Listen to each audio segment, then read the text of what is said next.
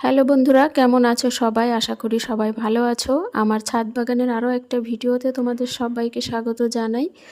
সকালবেলা ছাদে আসলে যেমন মনটা ভালো হয়ে যায় সবুজ সতেজ গাছ দেখে, ঠিক তার উল্টো হয় যখন বিকালবেলা ছাদে আসি। কারণ বিকালে আসলে দেখা যায় কি সারাদিনের রৌদ্রের তাপে গাছগুলো মুড়িয়ে যায়, মনে হয় যেন এই গাছগুলো হয়তো আর বাঁচবে না, মরে যাবে। কিন্তু এমনটা তো না, গাছে পানি দিলে আবার গাছগুলো সতেজ হয়ে যাবে। তো এখানে টমেটো গাছে অনেকগুলো টমেটো পেকেছে, তো যেটা ইয়াসিনের পাপা তুলছে। আর টমেটোর দুটো তিনটে টমেটোর খারাপ অবস্থা। তো এটা জানি না কেন হলো, আগে কখনো তো এমনটা হয়নি। বিকালবেলা ছাদে আসলে খুব সুন্দর সময় কাটে। গাছেদের সঙ্গে একটু দেখা, গাছেদের গোড়ায় পানি দেওয়া, কোন গাছ কতটা গ্রো করলো সেগুলো দেখা বেশ ভালোই লাগে। তো এখানে ঝাল গাছটার আমি আগা কেটে দিয়েছিলাম, যেহেতু পাতাগুলো কুঁকড়ে গেছিলো। তো এই গাছে দু একটা ঝাল আছে, তো সেটাও ইয়াসিনের পাপা তুলে নিচ্ছে।